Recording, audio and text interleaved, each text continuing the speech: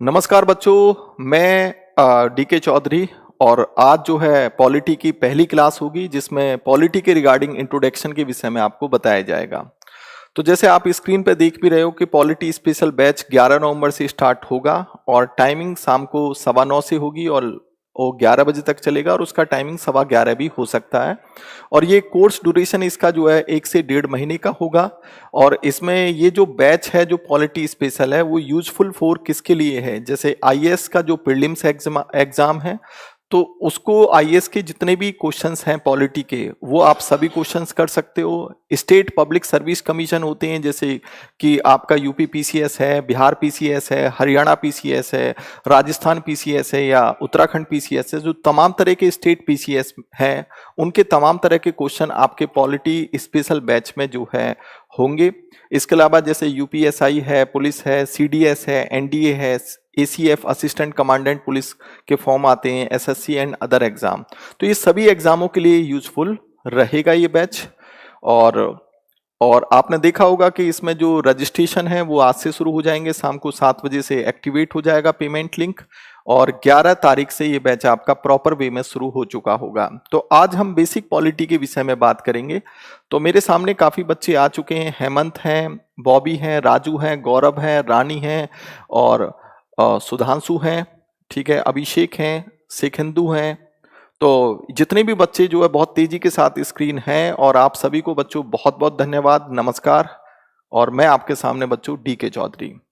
तो हेमंत कह रहे हैं ठीक है, शेखिंदु कह रहे हैं कि सर वेरी नाइस सर, आपका बैच और अभिषेक सर के बैच में क्लास होगा। अभिषेक सर का 9:30 नहीं बच्चे, उनका 9:15 बजे फिनिश हो जाएगा और 9:15 से मेरी ही स्टार्टिंग हो जाएगी। महेंद्र कह रहे हैं don't tell us about your, we are very well that you are great and your polity teaching in unique. तो बच्चे देखिए, जो बच्चे पॉलिटी स्पेशल करना चाहते हैं, जो इंटरेस्टेड हैं, तो वो पॉलिटी स्पेशल बैच ज्वाइन कर सकते हैं। मैं इतना ही कहूँगा कि बच्चों आजकल जो एग्जामिनेशन में, क्योंकि एग्जामिनेशन बहुत हार्ड हो चुका है और आपको कहीं ना कहीं जीएस को अगर अच्छा करना है तो कहीं ना कहीं ये जो आपके सब्जेक्ट वाइज जीएस में, जैसे आपका पॉलिटी स्पेशल है, ज्योग्राफी स्पेशल है, इकोनॉमिक स्पेशल है या जो हिस्ट्री स्पेशल है, आप उनको परचेज कर सकते हो और क्वालिटी और कंटेंट को भी आप लोग देख सकते हो। ठीक है, तो सबसे पहले आप क्वालिटी और कंटेंट को देखिए, जो वीडियो या डेमो लेक्चर है उनको आप देख सकते हो। तो हेमंत सर बताओ सर, ठीक है बिल्कुल बताएंगे बच्चे, क्या लाइव बैच है या रिकॉर्डेड? तो ये बच्चे लाइव क्लास है और मैं आपके सामने हूं, ठीक है।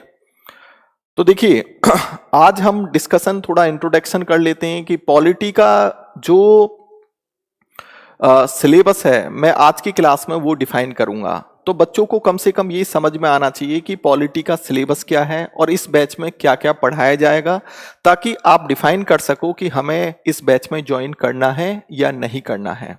ठीक है, तो सौविक कह रहे हैं sir good afternoon, how many week will be classes? Thanks बच्चे। हेमंत यूपीएसआई लिख रखा है सर, ये लेना जरूरी है। तो बच्चे रिवीजन के पॉइंट पर अगर आप देखें तो एक रिवीजन के बिना आपका सिलेक्शन नहीं हो सकता। तो जो बच्चे मेरा पॉलिटी स्पेशल ले चुके हैं, क्योंकि बहुत सस्ता है, 599 फीस है और उसके बाद आप रिवीजन के तौर पे इसको ले सकते हैं। सर नोट्स लाइव क्लास में बना सकते हैं? तो बिल्कुल बना सकते हैं, इतना टाइम आपको दिया जाता है। ठीक है, तो अब यहां पर हम शुरू करते हैं कि जैसे पॉलिटी स्पेशल बैच है, तो जो पॉलिटी आपका स्पेशल बैच है इसमें सबसे पहले बच्चों हम डिफाइन करेंगे। तो पहले तो मैं आपको बता दूं कि जब आप कोई एग्जामिनेशन देते हो, आईएएस का दें, पीसीएस का दें या एसएससी का दें या अदर कोई भी एनडीए सीडीएस का देते हो, तो ये डिफाइन होता है सिलेबस के रूप में Indian polity and constitution. Indian polity and constitution,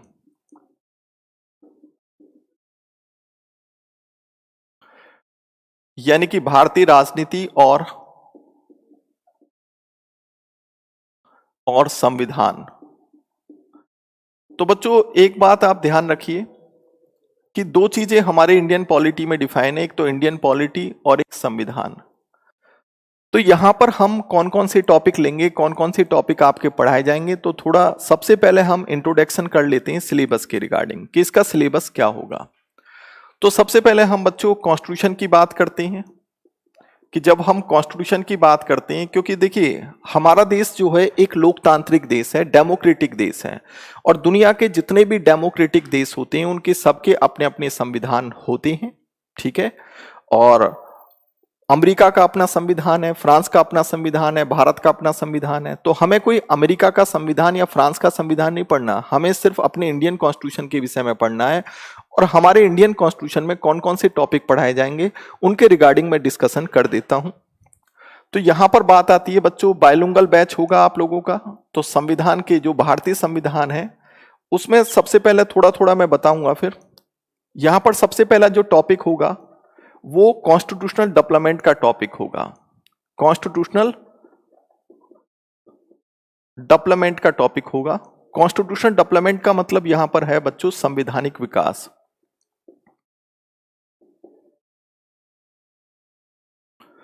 संवैधानिक विकास। दूसरा होगा बच्चों कॉन्स्टिट्यूशनल, आपका जो है असेंबली है। कॉन्स्टिट्यूशनल असेंबली नहीं, कॉन्स्टिट्यूएंट असेंबली।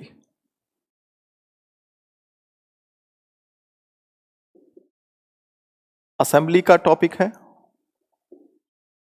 इसको कहते हैं हम बच्चों संविधान सभा। क्या कहेंगे? संविधान सभा। फिर उसके बाद पॉइंट आपका आएगा कि भाई जो संविधान के सोर्स क्या हैं,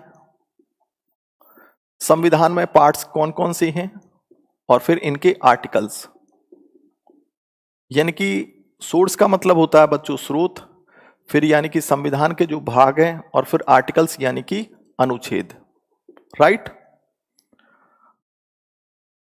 तो पहला टॉपिक हो गया, फिर दूसरा टॉपिक हो गया, तीसरा टॉपिक हो गया। देन इसके बाद अगर हम देखेंगे संविधान में ही, तो फिर आपके पास आपका अगला जो नेक्स्ट टॉपिक होगा वो प्रेम्बल का टॉपिक होगा। प्रेम्बल का मतलब होता है बच्चों प्रस्तावना। देन उसके बाद प्रेम्बल के बाद अगर हम देखेंगे feature of Indian constitution. Feature of Indian constitution,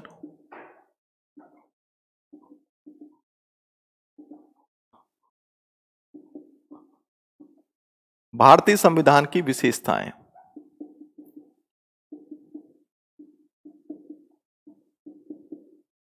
कि भारतीय संविधान की क्या क्या विशेषताएं। उसके बाद हम पढ़ेंगे बच्चों यहां पर federal system, federal and unitary system, यानी कि आपका संघात्मक और एकात्मक व्यवस्था का क्या मतलब है। क्योंकि लोकतांत्रिक जो देश होते हैं वहां पर या तो फेडरल सिस्टम होगा या यूनिटरी सिस्टम होगा।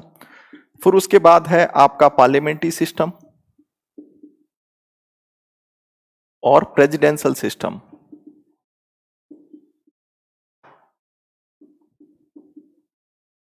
यानी कि संसदीय व्यवस्था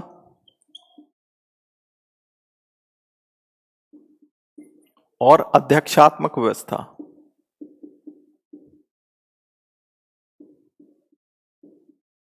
ठीक, तो ये टॉपिक नंबर आपका 4 हो गया, ये 5 हो गया, ये 6 हो गया, और फिर 7। ठीक है, तो पहले बच्चे मैं इसके विषय में थोड़ा थोड़ा बता देता हूं कि क्या क्या पढ़ाया जाएगा, फिर आगे के टॉपिक में लूंगा कि कौन कौन से टॉपिक आपके पढ़ाए जाएंगे। इतना मैं आपसे बच्चों ये कह रहा हूं कि हमारे इंडिया में कोई भी एग्जामिनेशन हो, चाहे वो छोटा एग्जाम हो चाहे बड़ा एग्जाम हो, आईएएस का एग्जामिनेशन प्रीलिम्स हो या फिर ऑल स्टेट पीसीएस का कोई भी एग्जामिनेशन हो, पॉलिटी के रिगार्डिंग कोई भी आपका डाउट नहीं छोड़ा जाएगा। ठीक है, और जब भी पॉलिटी का कोई भी टॉपिक होगा तो उसके कुछ क्वेश्चन भी पॉलिटी उस टॉपिक से संबंधित क्वेश्चन आपके बता दिए जाएंगे। ठीक है, हाँ, यूपीएससी के लिए बिल्कुल सफिशिएंट है, ऑल स्टेट पीसीएस के लिए भी सफिशिएंट है, आपका जो है जो पुलिस में एसआई वगैरह की वैकेंसी आती है उनके लिए भी सफिशिएंट है, एनडीए सीडीएस के जो एग्जामिनेशन होते हैं उनके लिए भी सफिशिएंट है।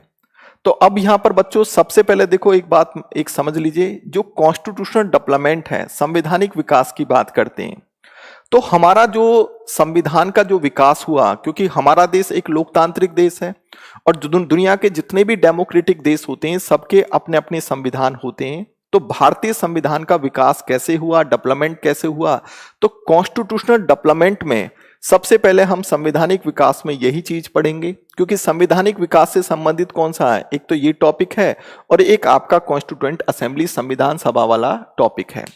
देखो कॉन्स्टिट्यूएंट असेंबली में तो ये जो कॉन्स्टिट्यूशन डेवलपमेंट है, संवैधानिक विकास, इसमें तो हम पढ़ेंगे कि अंग्रेजों के टाइम में कौन कौन से एक्ट आए और किस तरीके से संविधान का धीरे धीरे डेवलपमेंट हुआ।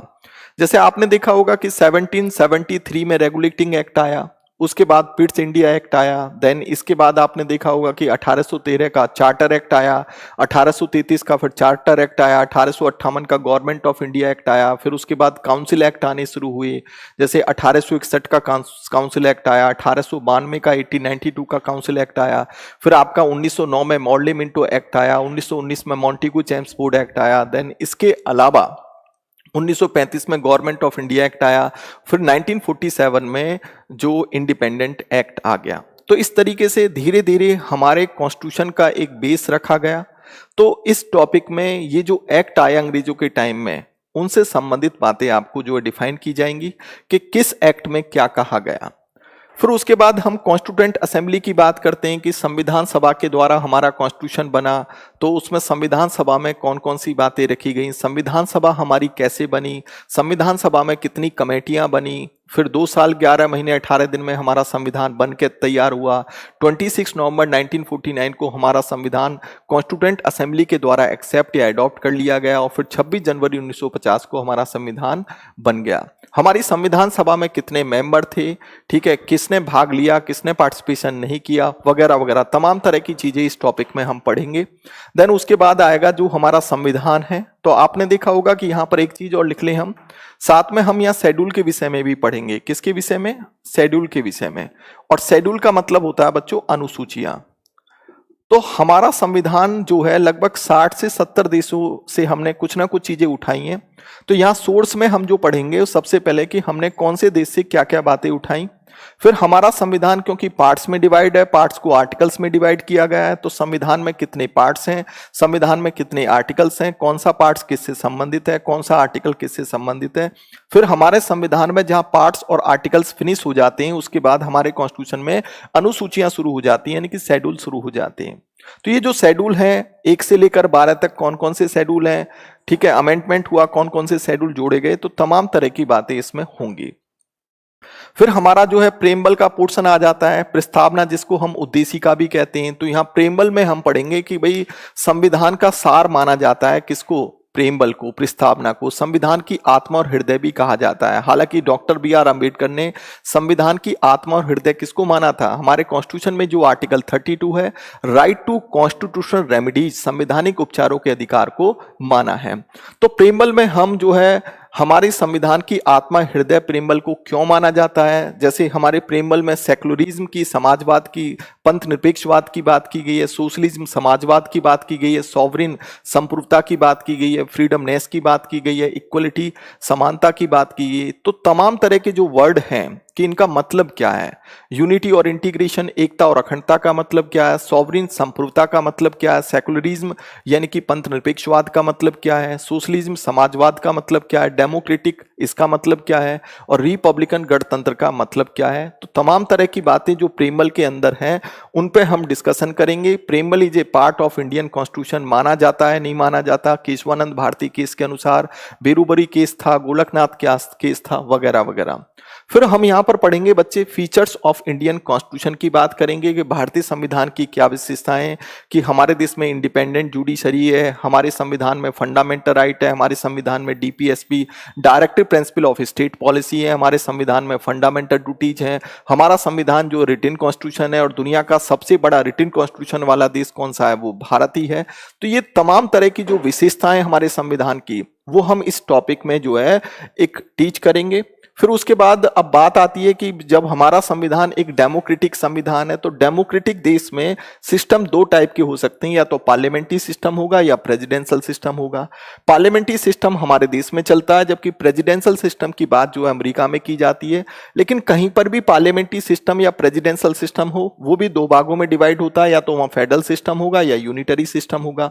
तो फेडरल संघात्मक का मतलब क्या है, यूनिटरी का एकात्मक का मतलब क्या है, प्रेसिडेंशियल सिस्टम अध्यक्षात्मक व्यवस्था का मतलब क्या है, और पार्लियामेंट्री सिस्टम का मतलब क्या है। जैसे हम कहते हैं कि भारत एक पार्लियामेंट्री यानी कि फेडरल पार्लियामेंट्री सिस्टम वाला देश है। भारत संघात्मक संसदीय व्यवस्था को अपनाता है। तो ये फेडरल का मतलब क्या होता है? फेडरल का मतलब है कि जिस देश में टीयर गवर्नमेंट्स इंडिपेंडेंट होकर काम करती हैं उसको हम फेडरल सिस्टम कहते हैं। जैसे आपने देखा होगा कि भारत में केंद्र सरकार अलग काम करती है और स्टेट की सरकार अलग काम करती है, ठीक है। तो इसी को ही तो हमने क्या कहा कि ये फेडरेशन यानी कि एक तरीके से फेडरल सिस्टम है। लेकिन हमारे संविधान का बच्चों जो झुकाव है वो सेंटर की तरफ है, ठीक है। तो सेंटर को पावर ज्यादा दी गई है जबकि स्टेट को पावर कम दी गई है। और हमारे संविधान में फेडरल शब्द का यूज ना करके यूनियन ऑफ स्टेट, राज्यों के संघ की बात की गई है आर्टिकल 1 में। तो इन सब चीजों का, इन सभी बातों का अर्थ क्या है, ये तमाम तरह के विषय इन पॉइंटों में बताए जाएंगे, ठीक है। तो आप सभी बच्चों जो है लाइव हैं और मैं डीके चौधरी आपके सामने लाइव क्लास ले रहा हूं और ये पॉलिटी स्पेशल बैच होगा। देन सभी जितने भी एग्जामिनेशन हैं ये सबको सबके रिगार्डिंग, पॉलिटी के रिगार्डिंग पूरा सिलेबस जो है फुलफिल करेगा। तो बॉबी कह रहे हैं कि sir what is the preamble, please tell me, I don't know. Preamble का मतलब होता है बच्चे उद्देशिका। देखो मैं प्रीएम्बल का टॉपिक तो नहीं पढ़ा रहा, लेकिन प्रीएम्बल के विषय में मैं इतना बता दूं कि जब भी प्रीएम्बल का टॉपिक आपको पढ़ाया जाएगा, ठीक है, तो पूरा विस्तार के साथ पढ़ाया जाएगा। एक एक आर्टिकल्स को लेकर, एक एक टॉपिक्स को लेकर पूरे विस्तार से पढ़ाएंगे, क्योंकि ये जो बैच होगा आपको पूरे तरीके से जो इंडिया के जितने भी गवर्नमेंटल एग्जामिनेशन के लिए जितने भी एग्जाम होते हैं जिसमें पॉलिटी आता है, तो देन कोई भी टॉपिक आपका नहीं छोड़ा जाएगा, चाहे वो आईएएस प्रीलिम्स ही एग्जामिनेशन क्यों ना हो, ठीक है, चाहे स्टेट पब्लिक सर्विस के एग्जामिनेशन ही क्यों ना हो, चाहे वो आपका यूपीएसआई का पेपर हो, चाहे वो आपका बिहार दरोगा का पेपर हो, चाहे वो एसएससी का पेपर हो, चाहे वो एनडीए सीडीएस का ही पेपर क्यों ना हो, ठीक है। समझ में आ गया? तो सर बैच कब से चालू है, अंकित पूछ रहे हैं। तो बच्चे बैच जो है आपका जो है हमने डेमो क्लास देनी शुरू कर दी है और आज जैसे ये मैं इसमें तो पहली क्लास में आपको सिलेबस के रिगार्डिंग डिस्कशन कर रहा हूं, लेकिन मंडे से आपका बैच प्रॉपर वे में स्टार्ट हो चुका होगा, ठीक है। एमसीक्यू के लिए कौन सी बुक आपको लेनी है? तो बच्चे अगर एमसीक्यू क्वेश्चन निकालने हैं तो घटना चक्र की एक बुक आती है सेपरेशन में, यानी कि सेपरेट बुक आती है इंडियन पॉलिटी एंड कॉन्स्टिट्यूशन की।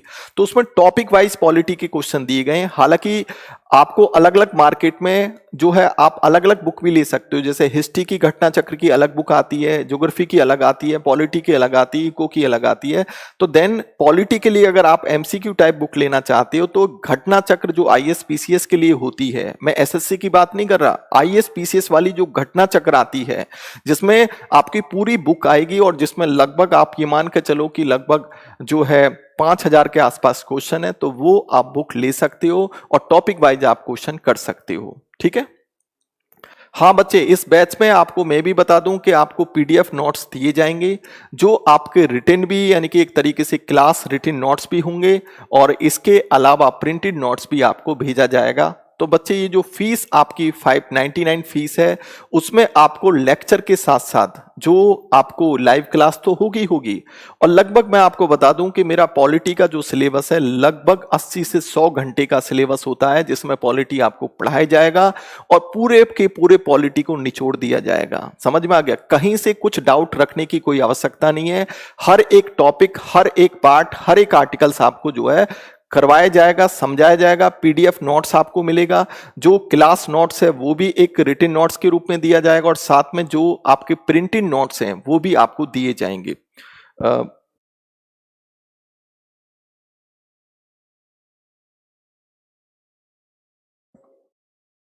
तो बच्चे अब हम, ये तो समझ में आ गया आपको कि यहां तक क्लियर है। अब उसके बाद आगे हम संविधान में और क्या क्या 7 पॉइंट तो हो गए आप लोगों के। इसके बाद बच्चे क्या है, क्या पढ़ेंगे इसमें आगे? इसके बाद हम पढ़ेंगे बच्चे आगे जो 8 पॉइंट है। फिर इसके अलावा जो अगला चैप्टर होगा आपका यूनियन एंड इट्स टेरिटरी का होगा, यानी कि संघ और उसके राज्य क्षेत्र, संघ और उसके राज्य क्षेत्र जो हमारे कॉन्स्टिट्यूशन के पार्ट 1 में है। फिर 9 चैप्टर आपका होगा सिटीजनशिप का, और सिटीजनशिप का मतलब क्या होता है? नागरिकता। क्या होगा? नागरिकता होगा। फिर आपका 10वां चैप्टर जो होगा वो बच्चे फंडामेंटल राइट का होगा। क्या होगा? फंडामेंटल राइट होगा। फंडामेंटल राइट का मतलब होता है मौलिक अधिकार, मौलिक अधिकार का टॉपिक होगा। और फिर हम 11वां चैप्टर जो पढ़ेंगे वो डीपीएसपी का पढ़ेंगे, और डीपीएसपी का मतलब होता है बच्चों directive principle of state policy है, यानी कि राज्य का नीति निर्देशक तत्व, राज्य के नीति निर्देशक तत्व कहते हैं। और 12वां जो चैप्टर होगा आपका ये फंडामेंटल ड्यूटीज का होगा। किसका होगा? फंडामेंटल ड्यूटीज का। यानी कि फंडामेंटल ड्यूटीज का मतलब होता है बच्चों मौलिक कर्तव्य। क्या होगा? मौलिक कर्तव्य, राइट। तो अब देखो यहां पर देखने की कोशिश करिए बच्चे, यहां पर मैंने जो 8 चैप्टर होगा वो यूनियन एंड इट्स टेरिटरी से संबंधित होगा, संघ और उसके राज्य क्षेत्र।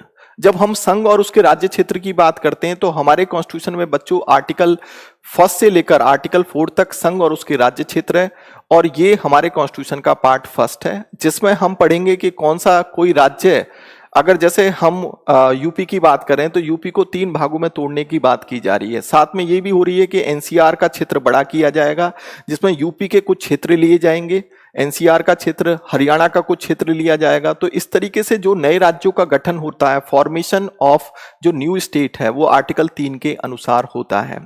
आर्टिकल 1 की बात करें तो हमारा भारत बेशक फेडरल सिस्टम को अपनाता है, लेकिन हमने फेडरल शब्द का यूज ना करके हमने यूनियन ऑफ स्टेट का यूज क्यों किया कि भारत यानी कि इंडिया दैट इज, यानी कि India that is Bharat shall be union of state, Bharat राज्यों का संघ होगा। तो यूनियन ऑफ स्टेट का मतलब क्या है, ये तमाम तरह की बातें जो हैं वो इसमें बताई जाएंगी, ठीक है। फिर उसके बाद सिटीजनशिप है जो हमारे कॉन्स्टिट्यूशन के पार्ट 2 में आएगा, और कॉन्स्टिट्यूशन का जो पार्ट 2 होगा वो आर्टिकल 5 से लेकर 11 होगा कि सिटीजनशिप हम कैसे कैसे ले सकते हैं, सिटीजनशिप को कैसे हटाया जा सकता है, नागरिकता लेने के तरीके क्या होते हैं। फिर आपका बहुत मोस्ट इंपोर्टेंट होगा पार्ट बच्चे फंडामेंटल राइट, जिसमें आर्टिकल 12 से लेकर 35 तक है, और ये पार्ट 3 में आता है फंडामेंटल राइट। बहुत ही इंपोर्टेंट पोर्शन है, खासकर जो आईएएस और पीसीएस की तैयारी करते हैं, फंडामेंटल राइट, डीपीएसपी और फंडामेंटल ड्यूटीज बहुत इंपोर्टेंट टॉपिक होते हैं, और यहां से हमेशा बच्चे हर एग्जाम में क्वेश्चन पूछे जाते हैं। तो फंडामेंटल राइट का मीनिंग क्या है, फंडामेंटल राइट्स की नीड्स क्यों पड़ी, और फंडामेंटल राइट में लेकर जब हम आर्टिकल 13 की बात करते हैं, जिसमें यह लिखा हुआ था कि आर्टिकल 13 क्या कहता है फंडामेंटल राइट में, कि हमारी संसद या कोई भी कानून सरकार बनाती है जो फंडामेंटल राइट को, यानी कि फंडामेंटल राइट में परिवर्तन या फंडामेंटल राइट को सीमित करने का प्रयास करती है, तो वो कानून अपने आप शून्य हो जाएगा। अब इसी को लेकर बच्चे केस भी आए, जैसे शंकरी प्रसाद केस आया, सज्जन सिंह केस आया, गोलकनाथ केस आया, केशवानंद केस आया, मिनर्वा मिल्स केस आया। तो कुल मिलाकर एंड में केशवानंद केस में यह कह दिया गया कि हमारे संविधान के किसी भी पार्ट में कोई भी बदलाव हो सकता है, कोई भी बदलाव हो सकता है। इसके अलावा हम फंडामेंटल राइट में भी बदलाव हमारी संसद कर सकती है, लेकिन संविधान का जो मूल ढांचा होगा, बेसिक स्ट्रक्चर ऑफ कॉन्स्टिट्यूशन होगा, उसमें कोई बदलाव नहीं किया जा सकता। तो आज की डेट में जो केशवानंद केस था, 13 जजों की जो बेंच बनी, और इससे बड़ी बेंच आज तक हमारे देश में कोई नहीं बनी है, और 7-6 से इसमें डिसीजन आया था, जिसमें यह कह दिया गया कि हमारे संविधान का, चाहे वो फंडामेंटल राइट का पार्ट हो, चाहे संविधान का कोई भी पार्ट हो, उसमें बदलाव किया जा सकता है, लेकिन जो बेसिक स्ट्रक्चर ऑफ कॉन्स्टिट्यूशन होगा उसमें कोई बदलाव नहीं हो सकता। ठीक है, तो ये आज इंप्लीमेंट बच्चे होता है। तो अशोक सर, आप सिर्फ एक ही क्लास लगाते हो, वो भी डेमो, बिकॉज आपके इंस्टीट्यूशन में ज्यादा स्टूडेंट एडमिशन ले, बट प्लीज आप ऑनलाइन भी स्टडी कर दीजिए। राकेश सर को मेरी रिक्वेस्ट है कि मैसेज उनको पहुंचा दे। बिल्कुल बच्चे, आपकी बात बिल्कुल मानेंगे। दीपक कुमार कह रहे हैं पॉलिटी की फीस कितनी है? 599 फीस है ओनली। देखो बच्चे, एक बात बताइए, जब आप ऑफलाइन क्लास पढ़ते हो तो पहली बात तो ऑफलाइन में इतना मटेरियल कभी नहीं पढ़ाया जाता। देखो ऑनलाइन क्लास की यहां पर खास बात क्या है, मैं आपको बता देता हूं, डिफाइन कर देता हूं। ठीक है, देखिए पहली बात तो आप फीस बहुत कम है, 599 फीस है, और लगभग 80 से 100 घंटे की क्लास आपको मिलेगी।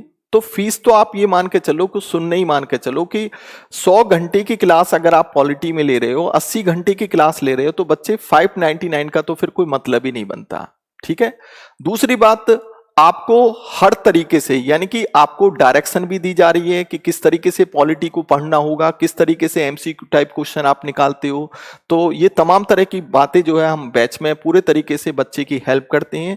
इसके अलावा आपने देखा भी होगा कि अगर बच्चा जो है कंफ्यूजन करता है, वो क्वेश्चन नहीं पूछ पाता है, तो हम वैसे भी उसकी हेल्प करते हैं कि व्हाट्सएप पे या टेलीग्राम ग्रुप पे जो है वो क्वेश्चन अपना पुटअप कर सकता है। ठीक है, तो ऐसी कोई दिक्कत नहीं आती है। लाइव क्लास, आप लाइव क्लास में भी हमको देख सकते हो, या उसके बाद जो हमारी लाइव क्लास के बाद ये वीडियो जो है वो उसके बाद में भी आप इन वीडियो को देख सकते हो। ठीक है, तो ये बच्चे, ये मैंने क्या चीजें बताई। रुपेंद्र हैं दिसंबर तक, हाँ ये लगभग 1.5 महीने में बैच में फिनिश करवा देता हूं, लगभग 40 से 45 दिन में बैच बिल्कुल फिनिश हो जाएगा। ठीक है, तो चंदन यादव कह रहे हैं आप कैसे हैं सर जी? बिल्कुल फाइन बच्चे, आप बताइए। यूपीएससी के लिए, बिल्कुल बच्चे यूपीएससी के लिए ही तो पॉलिटी स्पेशल बैच है। ठीक है, और बच्चे 100 घंटे 80 घंटे की पॉलिटी क्या है, यूपीएससी प्रीलिम्स निकलेगा कि नहीं निकलेगा? बिल्कुल निकलेगा। मूल विधि भी होगी, तो मूल विधि में देख लेंगे बच्चों। सुभाष लाइव क्लास हो, बिल्कुल लाइव क्लास है। ठीक है, आपका फैन हूं सर मैं। अच्छा, चंदन यादव कह रहे हैं आपका फैन हूं, चलो ठीक है बच्चे। पॉलिटी स्पेशल बेसिक पॉलिटी, अच्छा चलो खैर आगे बढ़ते हैं बच्चे।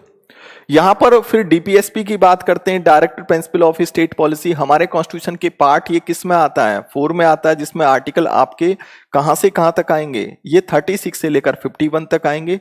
तो डीपीएसपी भी काफी इंपोर्टेंट होता है कि फंडामेंटल राइट जो है ज्यादा पावरफुल है, या डीपीएसपी, इसको लेकर भी कोर्ट में केस गए, तो अलग अलग आर्टिकल्स भी जोड़े गए बाद में। फिर फंडामेंटल ड्यूटीज है, मौलिक कर्तव्य हमारे बेसिक कॉन्स्टिट्यूशन में नहीं थे, पार्ट 4A जोड़ा गया, और आर्टिकल 51 जो 51A में 10 फंडामेंटल ड्यूटीज को जोड़ दिया गया, फिर बाद में एक और फंडामेंटल ड्यूटीज जोड़ा गया। तो आज टोटल मिलाकर मौलिक कर्तव्यों की संख्या कितनी है?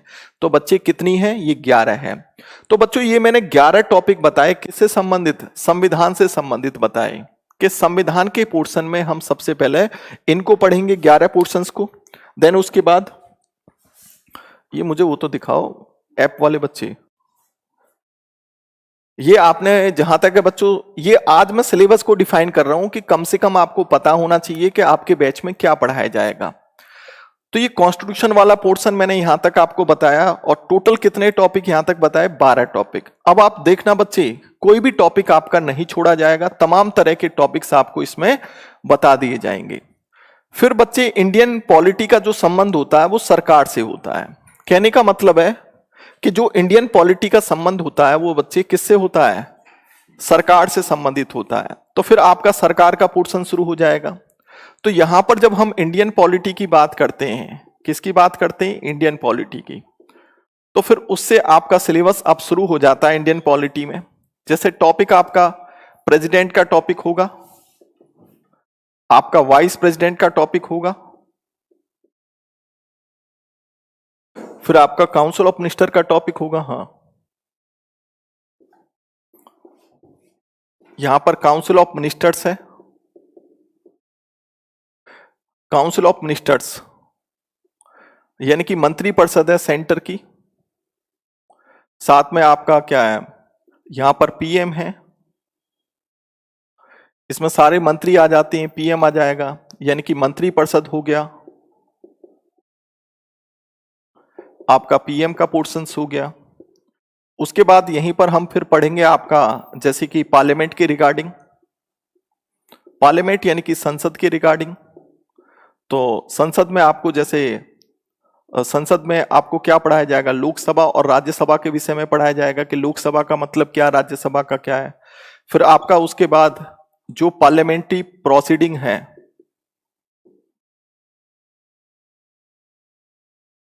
संसदीय प्रक्रिया है। संसदीय प्रक्रिया का मतलब क्या है बच्चों? यहां पर जैसे शून्यकाल है, जैसे प्रश्नकाल क्वेश्चन आ रहा है, कॉन्फिडेंस मोशन है, नो कॉन्फिडेंस मोशन है।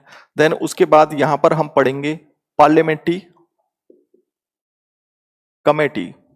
तो पार्लियामेंट्री कमेटी का मतलब होता है संसदीय समितियां। क्या होगा? संसदीय समितियों के विषय में पढ़ोगे। यहां पर पोर्शन 12 तो ऑलरेडी हो गए, 13 हो गया, फिर आपका 14 हो गया, फिर आपका 15 हो गया, फिर आपका 16 पॉइंट हो गया, देन 17 हो गया, फिर आपका 18 पॉइंट हो गया। देन उसके बाद हम पढ़ेंगे यहां पर बजट, तो ये बजट का पोर्शन होगा 19। देन उसके बाद यहां अटॉर्नी जनरल, और फिर यहां पर एडवोकेट जनरल है, एडवोकेट जनरल, यानी कि यहां पर आपका बच्चों न्यायवादी है, महान्यायवादी। देन एक आपका महाधिवक्ता है, महाधिवक्ता का पोर्शन है। फिर आपका सीएजी है, जिसको हम कॉम्प्ट्रोलर एंड ऑडिटर जनरल कहते हैं।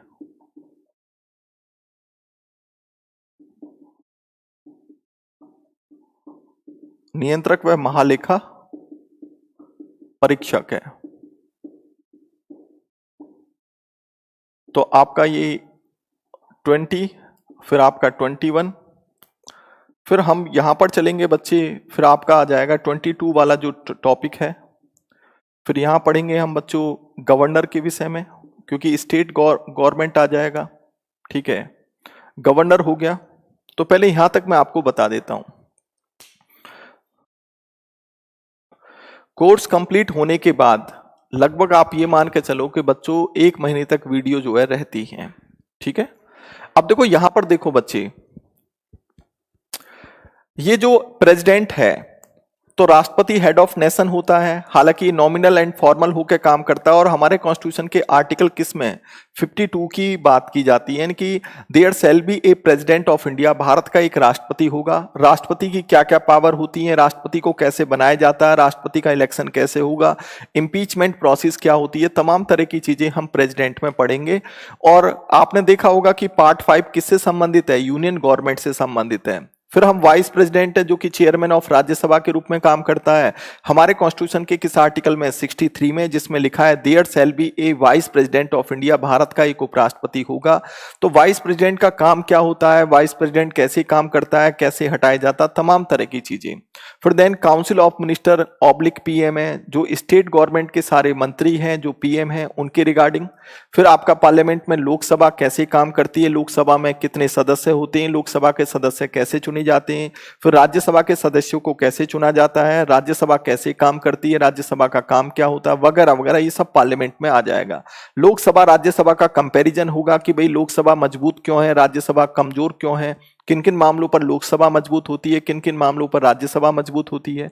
फिर आपका पार्लियामेंट में ही पार्लियामेंट्री प्रोसीडिंग होती है, जिसको हम संसदीय प्रक्रिया कहते हैं। और संसदीय प्रक्रिया में हम पढ़ेंगे जैसे कि 0R क्या है, क्वेश्चन आर क्या है, नो कॉन्फिडेंस मोशन क्या है, कॉन्फिडेंस मोशन क्या है, देन इसके अलावा सेंसर मोशन क्या होता है, थैंक यू मोशन क्या होता है, फिर आप कटौती प्रस्ताव यानी कि कट मोशन क्या होता है, और एडजमेंट मोशन यानी कि स्थगन प्रस्ताव क्या होता है, कॉल अटेंशन मोशन क्या होता है। तमाम तरह की चीजें पार्लियामेंट्री प्रोसीडिंग में आ जाती है।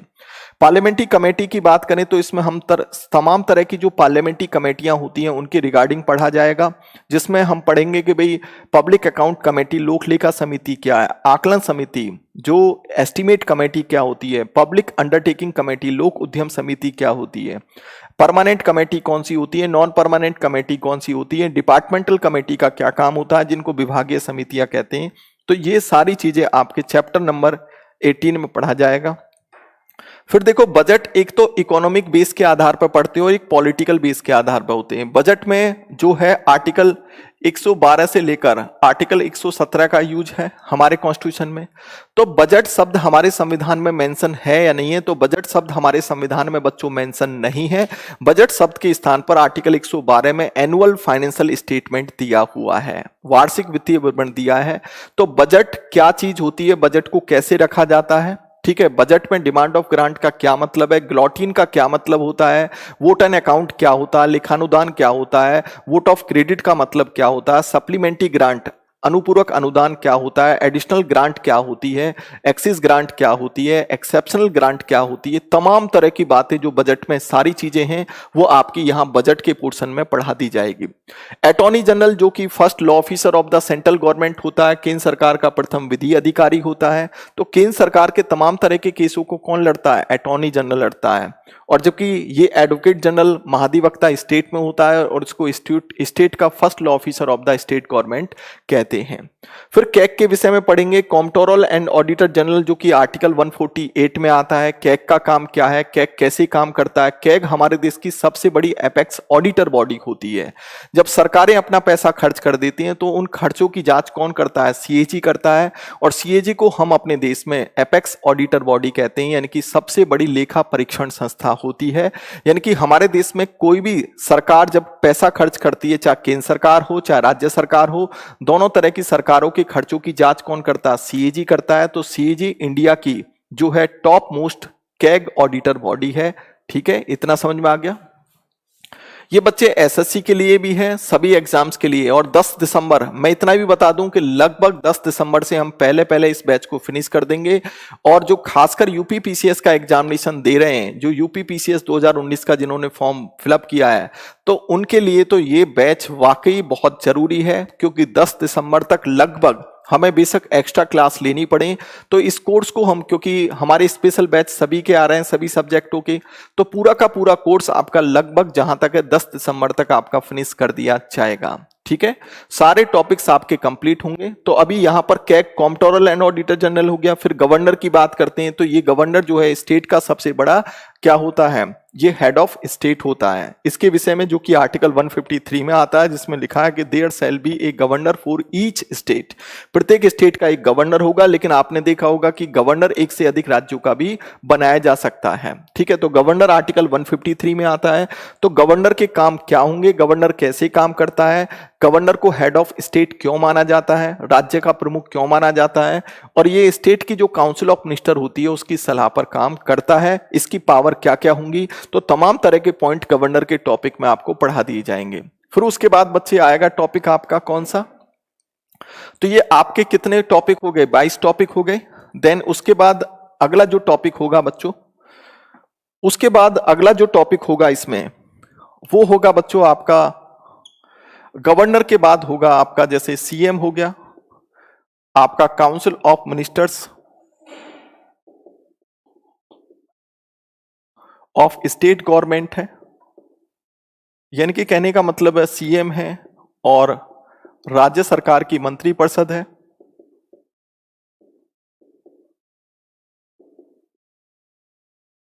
ठीक है, फिर उसके बाद हम यहां पर पढ़ेंगे आपकी स्टेट विधानमंडल है। अब स्टेट विधानमंडल में हम क्या पढ़ेंगे बच्चे? लेजिस्लेटिव असेंबली और लेजिस्लेटिव काउंसिल, यानी कि विधानसभा विधान परिषद कैसे काम करती है। विधानसभा के मेंबर को हम एमएलए कहते हैं, विधान परिषद के मेंबर को हम एमएलसी कहते हैं। तो एमएलए एमएलसी क्या होती हैं, विधानसभा विधान परिषद क्या होती हैं। फिर उसके बाद आ जाएगा बच्चों लोकल गवर्नमेंट, और लोकल गवर्नमेंट का मतलब होता है बच्चों स्थानीय सरकार। क्या आएगा? स्थानीय सरकार। देन उसके बाद अगर हम देखेंगे तो फिर आपका सुप्रीम कोर्ट आ जाएगा, फिर हाई कोर्ट आ जाएगा, और फिर आपका डिस्ट्रिक्ट कोर्ट आ जाएगा। फिर हम उसके बाद पढ़ेंगे बच्चे ट्रिब्यूनल्स, यानी कि ट्रिब्यूनल्स को कहते हैं हम न्यायाधिकरण, जैसे कैट है, सेट है, इनके विषय में, और अदर जो कोर्ट हैं उनके विषय में, या जो अन्य कोर्ट है उनके विषय में। ठीक है, तो यहां पर आपका 23वां पॉइंट हो गया, 23वां चैप्टर, 24वां चैप्टर, आपका 25वां चैप्टर, फिर आपका 26वां चैप्टर और 27वां चैप्टर। अब थोड़ा मैं इनके विषय में आपको बता दूं बच्चे।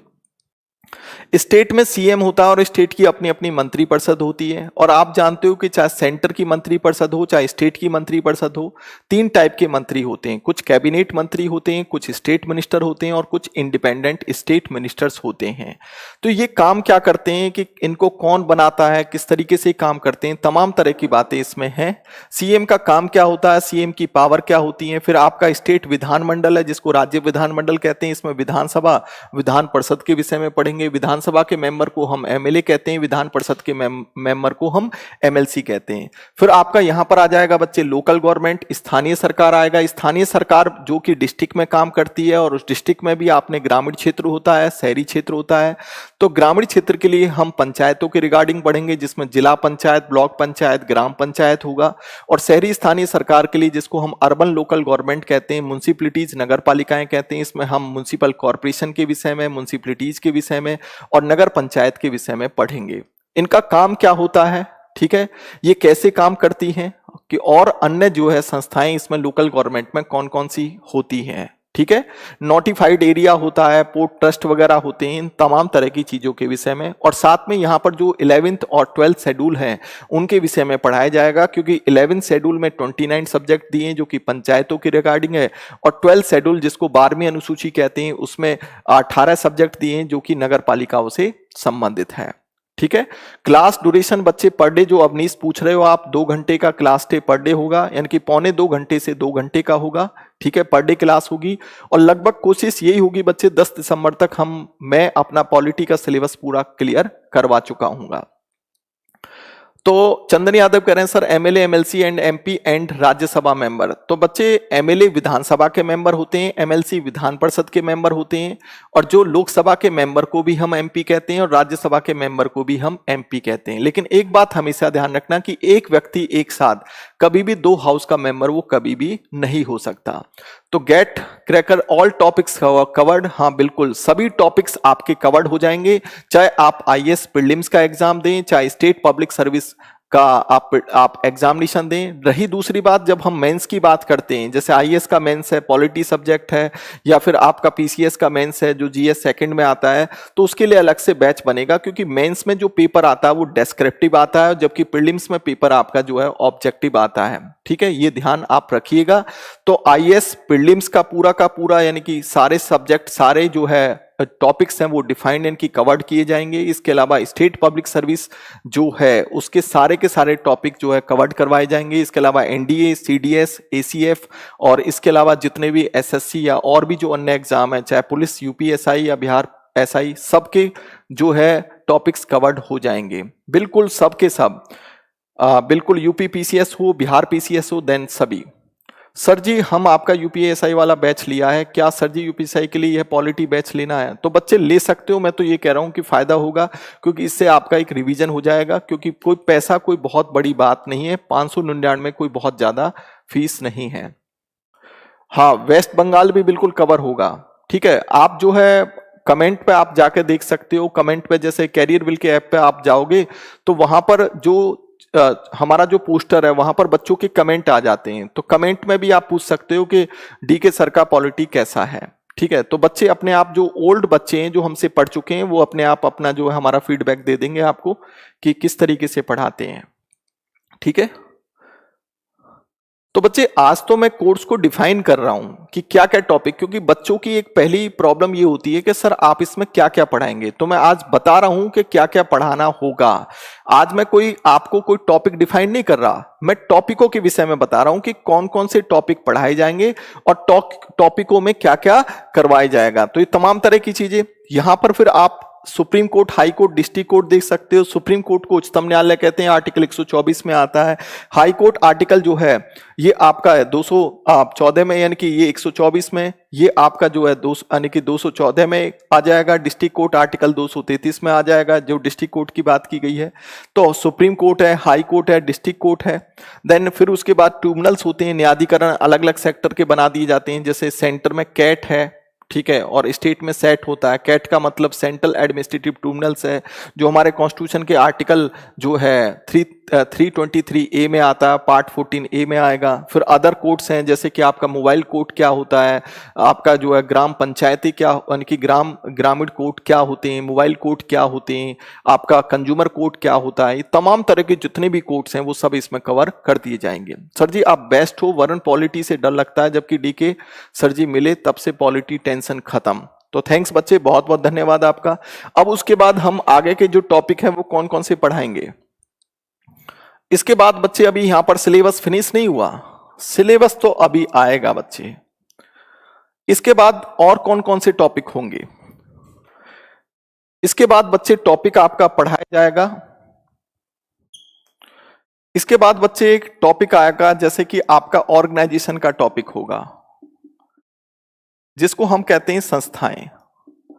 अब संस्थाओं में भी बहुत बड़ा टॉपिक होता है, इसमें भी हम पढ़ाएंगे कि भाई कॉन्स्टिट्यूशनल बॉडी कौन सी होती है।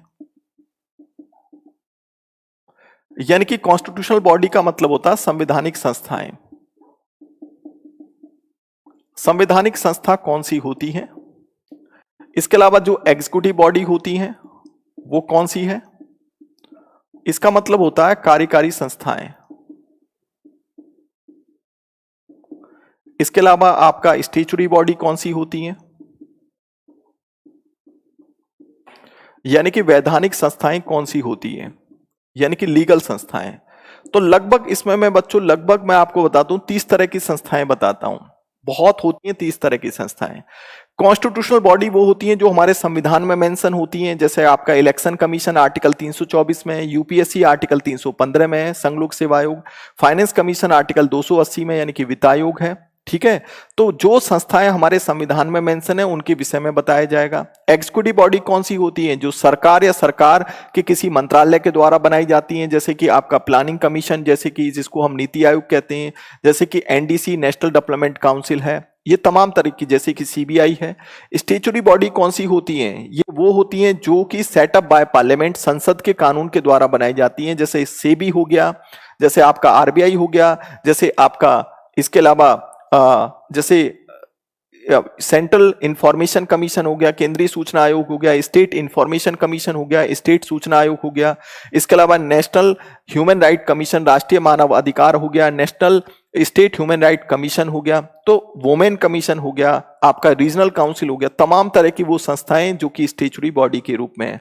तो लगभग मैं 30 संस्थाओं के विषय में यहां पर पढ़ाऊंगा, कि बताऊंगा कि ऑर्गेनाइजेशन कितने टाइप की होती है, और 30 संस्थाओं के विषय में पढ़ाया जाएगा कि कौन कौन सी बॉडी कॉन्स्टिट्यूशनल बॉडी होती है, और उनको एक एक करके बताना होगा कि इन संस्थाओं में क्या है। खासकर जो यूपीएससी और पीसीएस का पेपर दे रहे हैं उनमें ये टॉपिक आपका आता है, एग्जीक्यूटिव बॉडी, स्टैच्यूटरी बॉडी। यहां तक समझ में आ गया होगा आप लोगों को। फिर उसके बाद ये टॉपिक आपके कितने हो गए बच्चे, 28 टॉपिक हो गए। कितने टॉपिक हो गए, 28।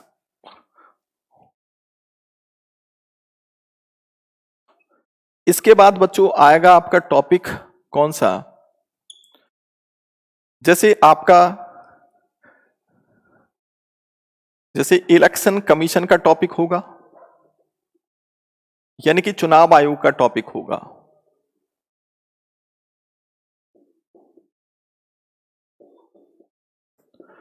उसके बाद होगा बच्चों जैसे relation between central and states, केंद्र और राज्य के बीच संबंध, केंद्र व राज्यों के बीच कैसे संबंध होते हैं, तमाम तरह की बातें। फिर इसके बाद हम जो अब इसके बाद जो हम बातें करेंगे, फिर इमरजेंसी सिस्टम, यानी कि आपातकालीन व्यवस्था। आपात व्यवस्था, इमरजेंसी कितने टाइप की होती है, इमरजेंसी कैसे लगाई जाती है, कौन कौन से आर्टिकल का यूज होता है, हमारे फंडामेंटल राइट सस्पेंड होते हैं या नहीं होते। देन इसके अलावा जो एससी एसटी प्रोविजन है, इनसे संबंधित प्रोविजन का मतलब होता है उपबंध, यानी कि शेड्यूल कास्ट और शेड्यूल टाइप प्रोविजन जो है। इसके बाद हम पढ़ेंगे बच्चे 32 टॉपिक हो गए आपके। देन इसके बाद हम देखते हैं जैसे आपका टॉपिक जो है इलेक्शन कमीशन हो गया, relationship between central and state हो गया, इमरजेंसी सिस्टम हो गया, एससी एसटी प्रोविजंस हो गए। देन इसके अलावा जो है आप टॉपिक जो देखते हो, तो टॉपिक आपके जो है अब वो इमरजेंसी सिस्टम के अलावा जो है इसमें जो है आपका मिसलेनियस आ जाएगा।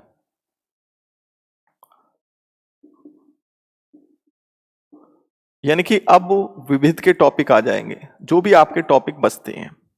तो यहां पर 33 हो गया, ठीक है, जो भी टॉपिक आपके बचेंगे।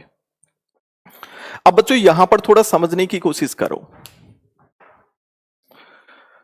यहां पर अगर हम देखें इलेक्शन कमीशन की आर्टिकल जो है 324 से लेकर 29 तक इलेक्शन की रिगार्डिंग बात की गई है। इसमें जैसे हम कई बार कहते हैं कि राइट टू वोट, जो राइट टू वोट का अधिकार है, जिसको वोटिंग का अधिकार कहते हैं, कि हमारा लीगल राइट है, हमारा कॉन्स्टिट्यूशन राइट है, या ये हमारा जो है ये फंडामेंटल राइट है। तो राइट टू वोट बच्चे अपने आप में एक लीगल राइट है।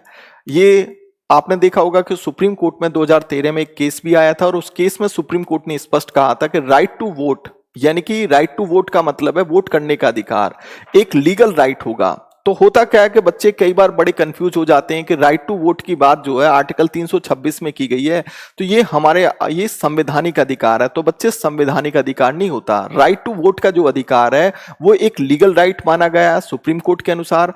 और जब हम आर्टिकल 326 में पढ़ते हैं तो आर्टिकल 326 सिर्फ इतना ही तो कहता है कि एडल्ट फ्रेंचाइजी की बात करता है कि भाई 21 वर्ष से घटाकर जो एडल्ट की एज है वो 18 साल कर दी गई कि भाई 18 साल का जो व्यक्ति है वो लीगल वोटर माना जाएगा और वो वोट करने का अधिकार रखेगा। लेकिन अगर क्वेश्चन ये पूछा जाता है कि राइट टू वोट, मतदान करने का अधिकार कैसा राइट है, तो ये लीगल राइट है। जैसे हम कहते हैं सूचना का अधिकार, राइट टू इंफॉर्मेशन कैसा राइट है, एक लीगल राइट है। जैसे हम कहते हैं राइट टू कंज्यूमर, उपभोक्ता का जो अधिकार कैसा राइट है, एक लीगल राइट है। जैसे हम कहते हैं राइट टू एजुकेशन कैसा राइट है, तो ये एक फंडामेंटल राइट है, क्योंकि राइट टू एजुकेशन की बात जो है आर्टिकल 21A में की गई है। जैसे हम कहते हैं राइट टू इंफॉर्मेशन, तो ये सूचना का अधिकार, ये भी अपने आप में क्या है, एक लीगल राइट है। जैसे हम कहते हैं राइट टू प्रॉपर्टी, संपत्ति का अधिकार, ये हालांकि आर्टिकल 300A में इसकी बात की गई है, पहले आर्टिकल 300 यानी कि 31 में था। पहले एक फंडामेंटल राइट था, लेकिन एक 44 अमेंडमेंट हुआ था संविधान संशोधन 1978 में, और इसको वहां फंडामेंटल राइट से रिप्लेस करके एक लीगल राइट बना दिया गया। तो कभी कभी हम इन चीजों में बड़े कंफ्यूज हो जाते हैं कि कौन सा कैसा राइट है, तो थोड़ा सा मैंने उसके विषय में डिस्कशन बताया। Relationship between centre and state है, केंद्र और राज्यों के बीच कैसा संबंध होगा, इसमें इंटर स्टेट काउंसिल, अंतर्राज्यीय परिषद के विषय में हम पढ़ेंगे। फिर इसके अलावा हम पढ़ेंगे बच्चे इसमें जैसे फाइनेंस कमीशन के विषय में पढ़ेंगे, क्योंकि भाई केंद्र और राज्यों के बीच में वो संबंध रखते हैं। ठीक है, क्षेत्रीय काउंसिल, हम रीजनल काउंसिल के विषय में पढ़ेंगे, क्या क्या संबंध है, किनके आर्टिकल 275 का क्या यूज है। इमरजेंसी प्रोविजन की बात करें हम, तो इमरजेंसी प्रोविजन हालांकि हमने कहां से लिए, जर्मनी से लिए, लेकिन फाइनेंशियल इमरजेंसी हमने कहां से ली, अमेरिका से ली। इसमें आर्टिकल 352 से लेकर आर्टिकल 360 तक यूज हुआ है। 352 में 352 में नेशनल इमरजेंसी, राष्ट्रीय आपातकाल की बात की गई है।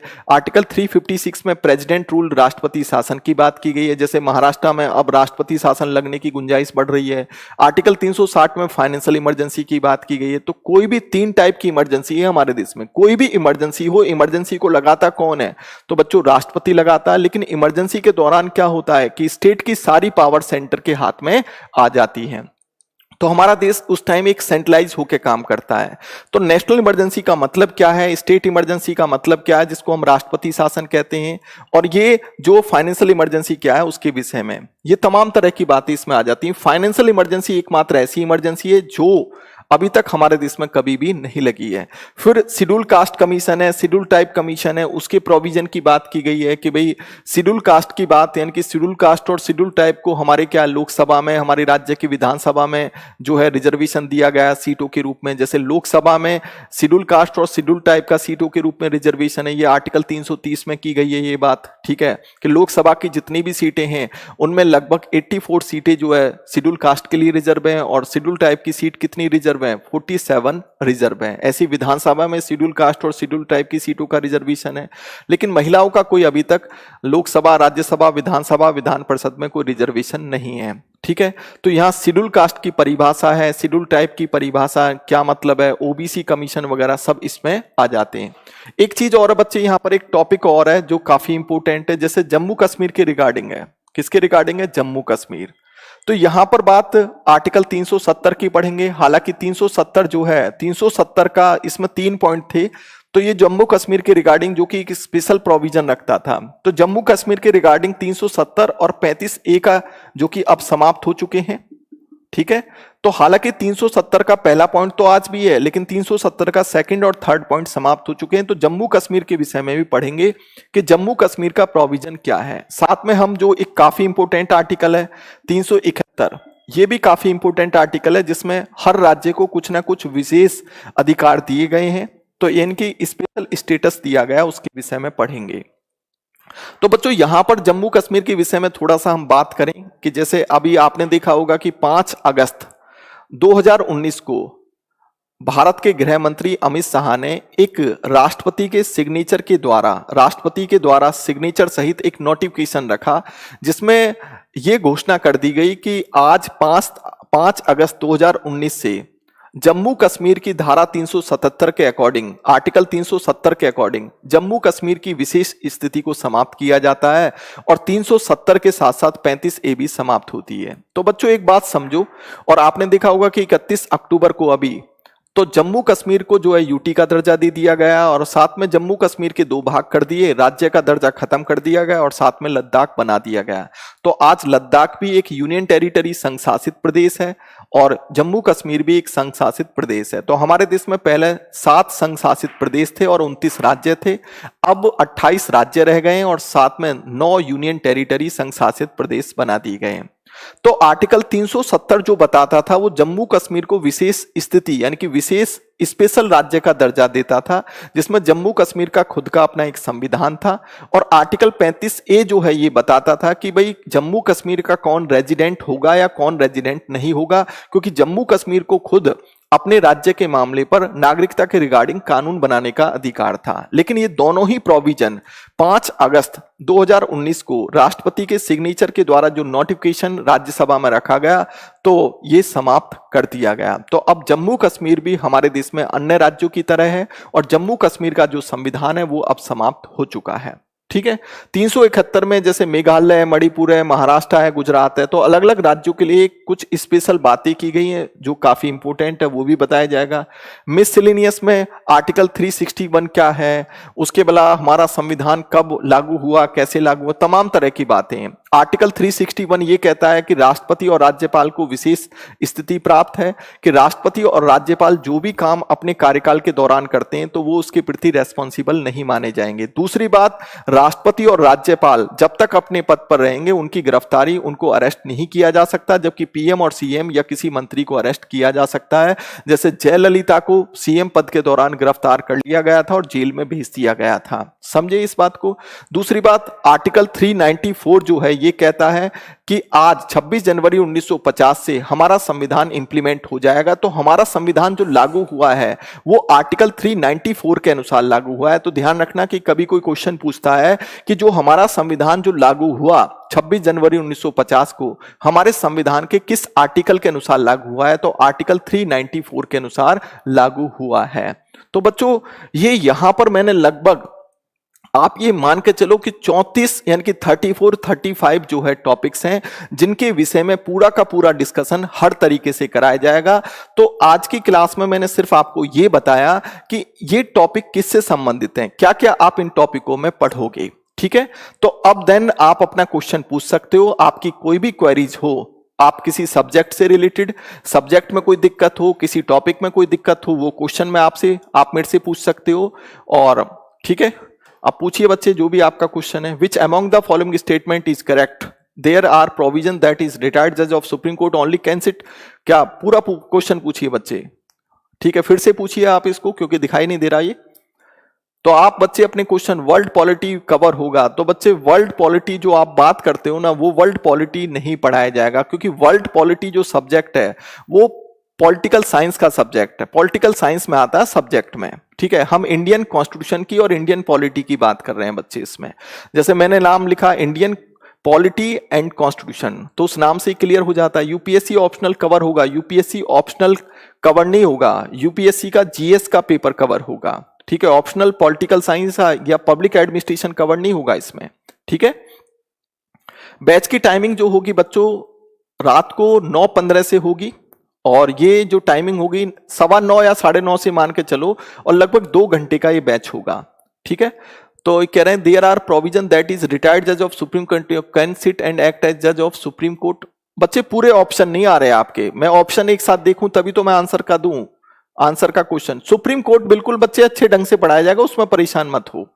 ठीक है, आज मैं एक बात और बता देता हूं कि बच्चे आज जो है सुप्रीम कोर्ट की 5 जजों की बेंच ने अयोध्या मामले पर अपना फैसला सुना दिया है और जिसमें राम मंदिर बनाने की हरी झंडी दे दी गई है। तो ये जो ऐतिहासिक फैसला आज आ चुका है, जिसमें 5 जजों की बेंच बनी थी, चीफ जस्टिस ऑफ इंडिया जो कि रंजन गोगोई हैं, उनकी अध्यक्षता में 5 जजों की बेंच बनाई गई, और जो अयोध्या मामला जो इतने सालों से विवादित था उस पर सुप्रीम कोर्ट अपना डिसीजन दे चुका है, और जिसमें राम मंदिर बनाने की अनुमति दे दी गई है।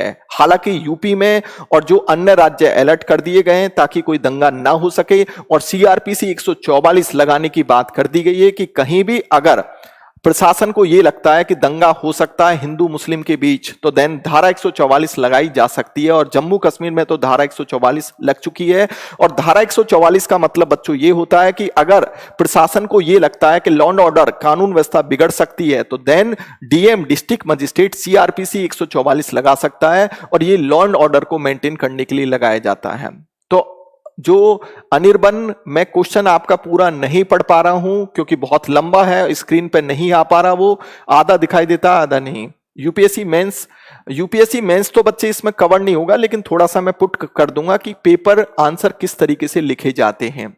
पीसीएस मेंस लेवल का भी, हाँ उसके लिए तो बच्चे अलग से बैच आएगा पीसीएस मेंस के लिए, लेकिन हाँ इतना जरूर है कि अभी आप 2018 का पीसीएस का जो पेपर देखें, तो जो जीएस का पॉलिटी का पेपर था, लगभग जब आप मेरे बैच को अगर इसको ज्वाइन करते हो तो लगभग 70% या 60% पीसीएस मेंस का भी आप आराम से लिख सकते हो।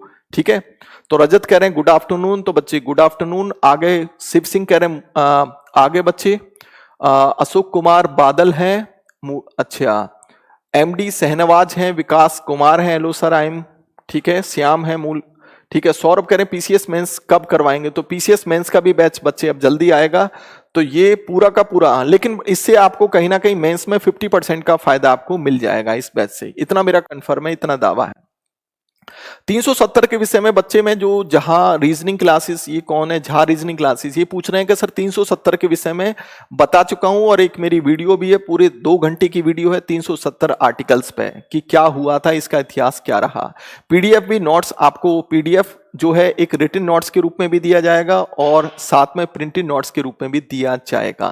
ठीक है बच्चों, समझ में आ रहा है कि नहीं आ रहा। तो आज मैंने जो क्लास में आपको जो डिफाइन किया सिलेबस के बीच में, लगभग 34-35 जो टॉपिक्स हैं वो डिफाइन किए हैं कि पॉलिटी में क्या क्या पढ़ाया जाएगा, और अब सिलेबस को आप मैच कर सकते हो, कोई भी टॉपिक आपका नहीं छोड़ा जाएगा, चाहे वो इलेक्शन कमीशन हो, चाहे फाइनेंस कमीशन हो, शेड्यूल कास्ट शेड्यूल टाइप्स हो, या अदर प्रोविजंस हो, या देन कोई भी क्या है आर्टिकल्स का कोई भी, कि संविधान का कोई पोर्शन आपका नहीं छूटेगा। ठीक है, और इसी तरीके से आपको पढ़ाया जाएगा जिस तरीके से मैंने आपको टॉपिक्स आपके लिखवाए हैं। ऑप्शनल के लिए क्या करें, सौरभ जी पूछ रहे हैं, तो ऑप्शनल के लिए कुछ नहीं करना बच्चे, थोड़ा वेट करो, ऑप्शनल मैं पढ़ाऊंगा जिसमें पब्लिक एडमिनिस्ट्रेशन के विषय में बीपीएससी बिल्कुल कवर होगा। एक क्लास राम मंदिर पर वीडियो बना दीजिए, अबे नालायक को, राम मंदिर पर और बना दूं वीडियो है। अब क्या करना चाहते हो राम मंदिर का, अब सुप्रीम कोर्ट ने डिसीजन दे तो दिया कि राम मंदिर बन के रहेगा, राम मंदिर बनेगा, और क्या करना चाहते हो। ठीक है बच्चे, इलाहाबाद हाई कोर्ट ने फैसला दिया था, 2010 में आया था, जिसको स्टे लगा दिया गया था सुप्रीम कोर्ट के द्वारा। तो इलाहाबाद हाई कोर्ट ने 2010 में कहा था कि ये जो मंदिर वाली जो जगह है जिस पर विवाद है, तो 3 भागों में बांटा जाएगा, लेकिन इसको लेकर जो है फिर विवाद सुप्रीम कोर्ट में गया। तो सुप्रीम कोर्ट ने आज डिसीजन अपना दिया है जिसमें स्पष्ट कर दिया है कि राम मंदिर बनेगा। ठीक है, राज्यसभा के एमपी कौन इलेक्ट करता है, तो बच्चे राज्यसभा के एमपी को जो इलेक्ट करता है वो एमएलए इलेक्ट करते हैं, स्टेट के एमएलए वोट करते हैं, जबकि लोकसभा के एमपी के लिए जनता वोट करती है। कौन करता है, जनता वोट करती है। सर हम 2021 में पीसीएस देंगे, सर कब आएगा बैच, तो बच्चे आ तो गया बैच, इसको ज्वाइन करो जब भी तो 2021 आपका निकलेगा।